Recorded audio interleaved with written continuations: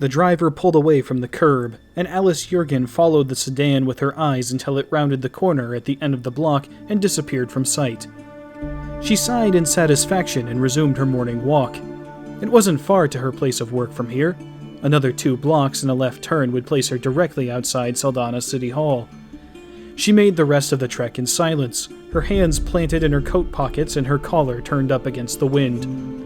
Snow had begun to drift through the air, and the gentle flakes whirled in every direction as they were driven by the shattered wind of the city. Alice watched the clouds that floated before her with every breath and shivered. She could smell the upcoming blizzard on the breeze. It was a dry, earthen scent that hung over the ground like a soft curtain that drove the sweetness out of the air.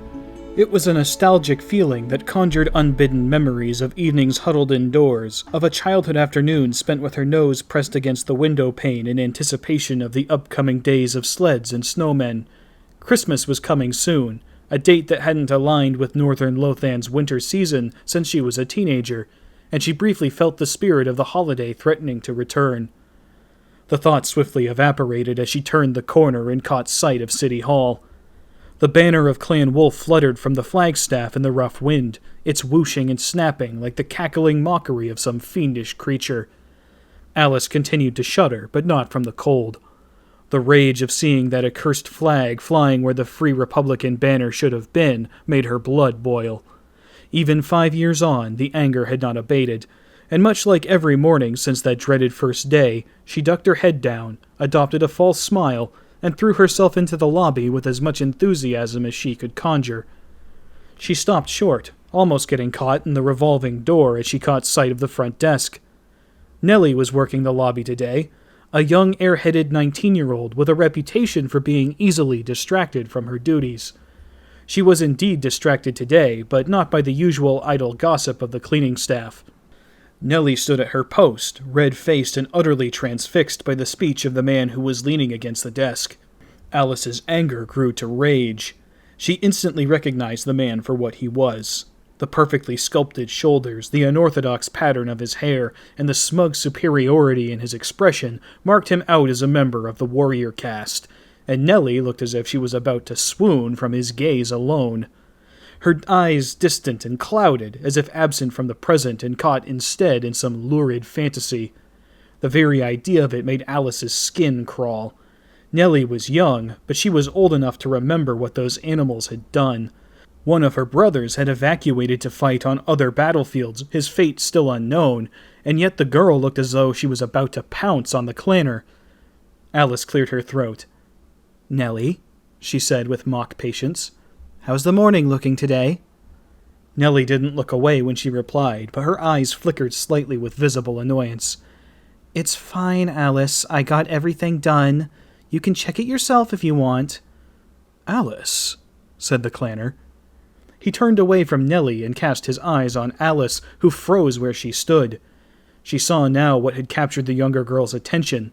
The man's gaze was spellbinding, the kind of look that drove all the warmth out of the blood and made the extremities numb, like being caught in the sight of some deadly predator. And yet it was paradoxically warm and inviting. It was a gaze that held great power, but also the promise of keeping it in check. He smiled at Alice, and she felt something lurch viscerally within her in response. The initial shock of the handsome green-eyed warrior drifted away and left behind the same fiery loathing she had always known. She took an instinctive step back as he approached her. "Alice Jurgen?" he asked. "Yes," she replied cautiously. "Wonderful. Just the person I came to see." He extended his hand. Alice made no movement in reply. He withdrew it again as if he had never set it forward and continued unfazed. "I am Damien of Clan Wolf," he began. "I know who you are," said Alice. She glanced at Nellie. The girl was glowering at her like a panther deprived of its meal. Damien spread his arms wide, a satisfied expression on his face. "Then there is no further need for introductions. I am certain that you have guessed the purpose of my visit." "You mean beyond troubling the receptionist?" Alice replied icily. Damien's smile didn't waver. "I am here regarding Star Captain Christina Danvers." His eyes narrowed ever so slightly, and there was a veiled deadliness in them that warned her not to toy with him any further. That rings a bell. Quiaf? Yes, Alice said, her voice barely above a whisper. Splendid. If you would be so kind as to show me to your office. I don't have an office, said Alice. I have a desk outside the Star Captain's. Quite so, said Damien. We will be taking advantage of its newfound vacancy. Lead the way, Miss Jurgen. She did as she was told. She led Damien to the elevator, and they rode up together. The car was small and cramped, and its walls felt prison-like in the warrior's presence. He caught Alice staring at him, and gave her a reassuring smile, but its effect was precisely the opposite. When the doors finally opened at the 15th floor, Alice had to fight back a sigh of relief. City Hall was not a single building. It consisted of a pair of high-rises that flanked the main Saldana highway, joined at the center by an enclosed walkway that spanned the gap between them. The tempered glass floors granted an impressive view, but walking across the span had been known to make faint-hearted visitors nauseous. Alice had acclimated to it over time. By now, she had learned to keep her gaze locked firmly ahead. Damien sauntered across the bridge as if it was any other hallway, and as they reached the center, he stopped, planted his feet, and stared straight down through the floor. Alice watched him. He folded his hands behind his back, took a deep breath, and let it out sharply.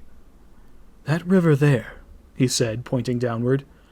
The one that runs between the two highways beneath us. What is its name? It doesn't have one, said Alice. No? No, it's just a canal. It eventually flows into the Nekhossen, if that's what you're asking. Strange. Damien shook his head. What's strange? Asked Alice. You people don't have canals where you come from? We do, Damien replied, but we do not adorn them so. Alice drew in a breath and forced herself to look down. The canal was lined with willow trees on either side, but otherwise there was little to distinguish it. She looked up to see that Damien's stare had shifted away from the floor and fixated on her. He was observing her, and his eyes flashed with a raptor-like intensity. She battled the urge to cover herself and wonder if he had stopped just to gauge her reaction to the height. Apparently satisfied, Damien continued walking, and Alice took the lead once more. The main office had seen a number of different occupants throughout the years.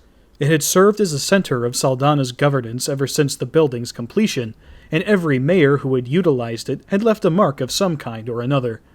Star Captain Danvers had done little to change the adornments, her mind set on more pressing concerns than the decoration of her workspace. The old painting of Havoc Borga still hung on the wall, honoring the first governor of Lothan, though the clan officer had likely not recognized the piece's significance. The only addition Danvers had made was the addition of a small desk bauble, a slab of steel expertly crafted into the shape of the Kerensky star. Otherwise, the room was almost bare.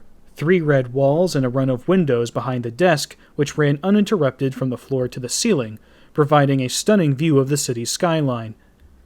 Damien inspected the room for a moment, then closed the door behind himself and strolled to the desk at the center of the room. Alice positioned herself near the corner, hands folded in front of her. Damien let the tension hang in the air before he spoke, and when he finally broke the silence, his voice came like a thunderclap. Tell me, Miss Jurgen, what did you think of Star Captain Danvers? I tried to avoid doing that whenever I could, Alice replied. You were her secretary, Damien continued, but there was no mutual respect in your working relationship. I have heard of your interactions from the other staff members here. Alice froze. What did they tell you? She asked. Danvers was not an easy woman to get along with, Damien replied. Some have said that you are much the same way. You are known to be headstrong, stubborn, ferociously independent. A person with those qualities would have great difficulty working with someone like Danvers. The two of you did not work well together. Nobody in this place got along well with her, said Alice, but no one had any grudges in particular. She was just the latest in a long line of slave drivers. You do not regret her passing, said Damien. You'd be hard-pressed to find a Lothanian who does, Alice countered. Damien pursed his lips, then folded his arms across his chest. You had access to the Star Captain's itinerary, even after she made the final edits. Not many people were privy to that information. The entirety of City Hall was on standby for Star Colonel Moran's visit, said Alice. It wasn't as secret as she might have led you to believe. You had access to her earpiece as well, said Damien. Her earpiece? What does her earpiece have to do with anything? What indeed? Alice felt her blood starting to boil.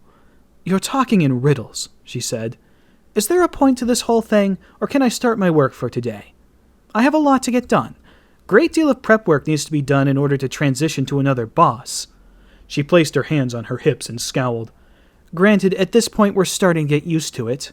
God knows we've done it enough times. She turned and headed for the office door. Her hand closed around the latch and pulled, but the door slammed shut as Damien's hand pressed firmly against it. Alice shrank away and fought back a stab of fear. He had crossed the space so quickly and without making a sound of any kind, and the force with which he held the door was beyond anything Alice had ever felt before. She caught his gaze, and an inferno blazed in his eyes, a ferocious instinct that revealed itself for only a second before fading back behind the emerald curtain. Alice's knees felt weak, and she nearly collapsed. Damien spoke, and his voice was soft, like silk on the edge of a razor. Miss Jurgen, he said, I assure you that there is a point. Alice shuddered. I'm sorry. Damien approached her, and Alice shrank back into the corner until her heels touched the wall. Damien towered over her, his muscles coiled like a spring. Alice felt powerless. Then all at once the moment passed. The tension left Damien's body, and he took a couple steps back. He held his palms out before him in a placating gesture. You have misunderstood me, he said. It is natural. Know that I am accusing you of nothing. I am well aware of the general disdain that the Star Captain fostered for herself by antagonizing her subordinates. She had few friends in this place. The list of suspects is far too vast and is frankly unmanageable. Therefore, I find myself unable to proceed without further information. Alice steeled herself, finding a scrap of courage that hadn't yet deserted her. I don't have any to give you, she said, and even if I did, you wouldn't be able to get it out of me. Damien blinked, and for the first time a flicker of surprise flashed across his face. Is that a fact? Alice gulped down a ragged breath. The weight of her words began to dawn on her, but the fear failed to drive her back. She felt a flash of anger. Damien was toying with her like a wildcat with its prey. The sheer arrogance of it infuriated her, and she met his gaze with a fire of her own. That's a fact, said Alice firmly. I don't kill, Damien, but I don't complain when one of you ends up in a ditch either. I don't know who leaked the information to the mages, but if I did, I wouldn't sell them out to you for all the money in the Republic. You people, if such a word even applies to your kind, can rot for all I care. Maybe, if I'm lucky, when all of this is over and our homeland is ours again, I'll learn the name of whoever you're searching for and pin a medal on him. Silence hung over the office. Damien's face was placid, as flat and featureless as a snow-covered field. He stared at Alice, clearly deep in thought. She continued to return the gaze with a glare of her own. At last the tension became unbearable, and she continued. So what happens now? You drag me out back and hand me a blindfold and a cigarette? Or would you wolves prefer to lock me up and ask me pointless questions for a few days first? That will not be necessary, Miss Jurgen, said Damien. There is no need for such drastic measures. I fear that your feelings, misguided though they may be, are far from unique. You are not the first to resist my inquiries. He smiled. You are, however, the first to voice your resistance openly. At every turn I have been misled, misinformed, and otherwise subjected to various forms of falsehoods and half-truths.